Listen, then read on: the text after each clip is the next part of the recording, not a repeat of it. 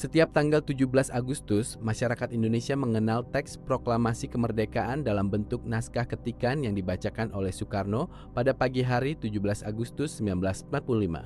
Namun, di balik dokumen yang sangat dikenal tersebut, terdapat sebuah naskah awal yang memiliki cerita panjang.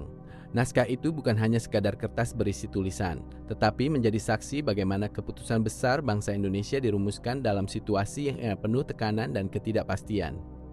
Naskah awal proklamasi merupakan konsep tulisan tangan yang dibuat oleh Soekarno pada malam 16 Agustus 1945 di rumah Laksamana Tadashi Maeda, Jalan Imam Bonjol, Jakarta.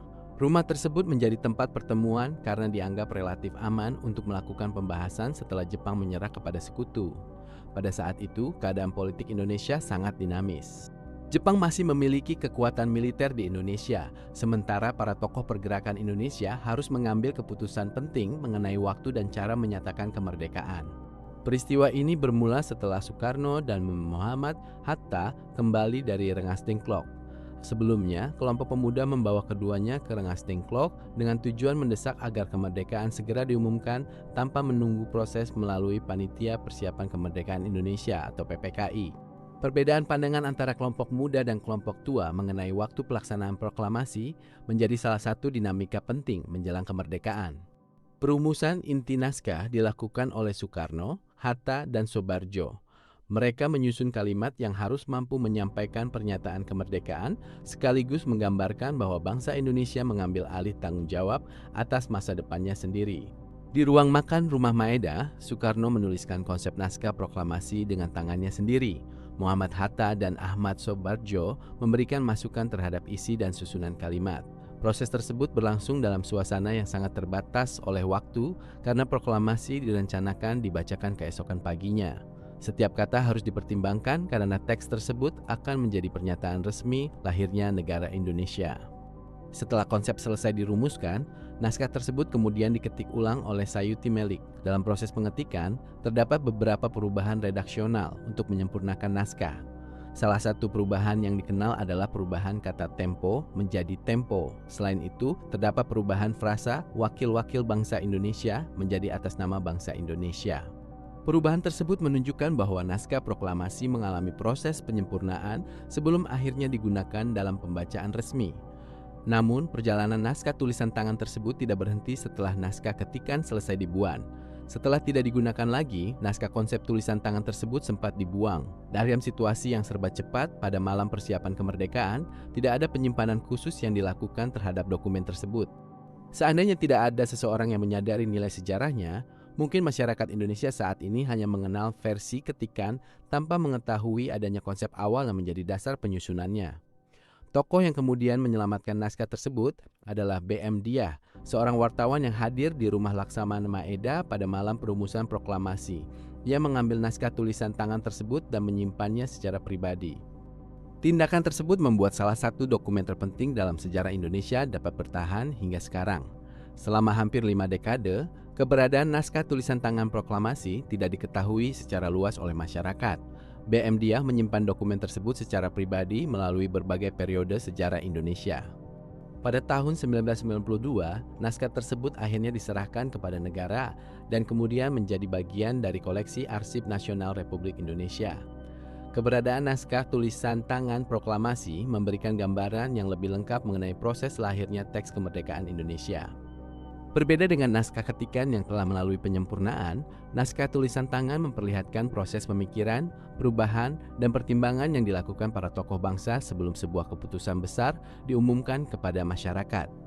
Peristiwa perumusan naskah proklamasi juga memperlihatkan bagaimana para tokoh bangsa bekerja dalam kondisi yang penuh tekanan. Pada saat itu, Indonesia berada dalam masa transisi yang sangat singkat. Jepang telah menyatakan menyerah kepada sekutu. Tetapi informasi mengenai perubahan kekuasaan belum sepenuhnya diketahui masyarakat luas. Di sisi lain, terdapat kekhawatiran bahwa kesempatan untuk menyatakan kemerdekaan dapat hilang apabila tidak segera mengambil keputusan. Karena itu, teks proklamasi tidak hanya memiliki makna sebagai sebuah pengumuman politik, tetapi juga sebagai hasil dari proses diplomasi dan pertimbangan yang matang. Kalimat-kalimat dalam naskah tersebut dibuat singkat, namun memiliki arti yang sangat besar. Setiap kata membawa pesan bahwa bangsa Indonesia menyatakan dirinya sebagai bangsa yang memiliki hak untuk menentukan masa depannya sendiri. Rumah Laksamana Maeda kemudian menjadi salah satu lokasi yang memiliki nilai sejarah tinggi karena di tempat tersebut terjadi proses penyusunan dokumen yang menjadi dasar pernyataan kemerdekaan Indonesia. Tempat yang pada awalnya merupakan kediaman seorang perwira Jepang tersebut berubah menjadi saksi penting lahirnya sebuah negara baru. Perjalanan naskah tulisan tangan proklamasi dari ruang perumusan hingga menjadi koleksi arsip nasional menggambarkan bahwa sejarah seringkali dipengaruhi oleh keputusan kecil yang dilakukan seseorang. Jika BM Diah tidak mengambil dan menyimpan naskah tersebut, pemahaman masyarakat mengenai proses penyusunan proklamasi mungkin tidak akan selengkap saat ini. Naskah tulisan tangan tersebut memberikan nilai sejarah karena memperlihatkan bahwa kemerdekaan Indonesia bukan hanya sebuah momen pembacaan teks pada 17 Agustus 1945, tetapi juga sebuah rangkaian proses yang melibatkan pemikiran, perdebatan, dan keberanian mengambil keputusan. Melalui dokumen tersebut, generasi sekarang dapat melihat sisi lain dari perjalanan kemerdekaan yang seringkali tidak terlihat dalam narasi singkat. Dokumen ini menjadi pengingat bahwa sejarah sebuah bangsa tidak selalu terbentuk melalui jalan yang sederhana. Di balik sebuah peristiwa besar terdapat manusia, keputusan, perbedaan pandangan, dan keberanian untuk mengambil langkah pada waktu yang menentukan. Naskah proklamasi tulisan tangan menjadi salah satu bukti bahwa kemerdekaan Indonesia memiliki perjalanan panjang sebelum akhirnya diumumkan kepada dunia. Nilai penting dari naskah tulisan tangan proklamasi tidak hanya terletak pada isi kalimatnya, tetapi juga pada perjalanan dokumen tersebut. Sebuah dokumen sejarah dapat memberikan gambaran mengenai suasana zaman ketika dokumen itu dibuat. Dalam kasus naskah proklamasi, coretan dan perubahan yang terdapat di dalamnya memperlihatkan bahwa para tokoh bangsa melakukan penyusunan dengan penuh pertimbangan sebelum menghasilkan teks yang akan dibacakan kepada masyarakat Indonesia. Bagi generasi saat ini, naskah tersebut menjadi pengingat bahwa kemerdekaan bukanlah peristiwa yang muncul secara tiba-tiba. Ada rangkaian kejadian politik, perbedaan pendapat, dan usaha dari berbagai pihak yang membentuk keputusan akhir. Proklamasi pada 17 Agustus 1945 memang dibacakan hanya dalam waktu singkat, tetapi proses yang melahirkannya merupakan bagian penting dari perjalanan sejarah Indonesia. Pelestarian naskah proklamasi juga menunjukkan pentingnya menjaga arsip sebagai sumber pengetahuan. Arsip bukan sekadar benda lama yang disimpan dalam ruangan khusus, melainkan sumber informasi yang membantu masyarakat memahami peristiwa masa lalu secara lebih mendalam. Melalui arsip tersebut, generasi berikutnya dapat melihat bagaimana sebuah keputusan besar dibuat dan bagaimana sebuah bangsa membangun identitasnya. Teman-teman, ketika kita melihat kembali perjalanan naskah proklamasi ini, ada satu hal penting yang bisa kita pahami. Kemerdekaan Indonesia tidak hanya lahir dari sebuah pembacaan teks pada pagi hari 17 Agustus 1945. Di balik beberapa baris kalimat yang kini kita hafal, terdapat proses panjang perbedaan pandangan, keberanian mengambil keputusan, dan ketelitian para tokoh bangsa dalam menentukan masa depan Indonesia. Mungkin selama ini kita hanya mengenal naskah proklamasi sebagai sebuah teks singkat yang dibacakan setiap tahun. Namun, kisah di balik naskah tulisan tangan ini menunjukkan sisi lain dari sejarah. Ada sebuah proses manusiawi di dalamnya.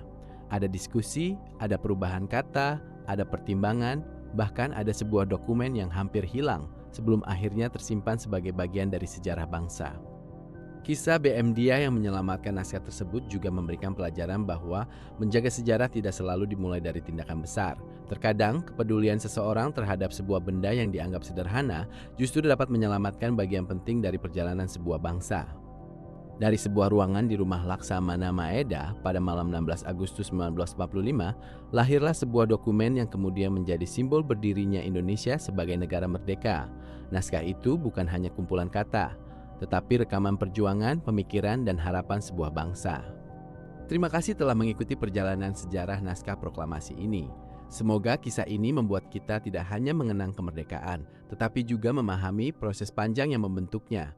Karena sejarah bukan hanya tentang apa yang terjadi, tetapi juga tentang bagaimana sebuah peristiwa besar dapat bertahan dan terus diceritakan kepada generasi berikutnya.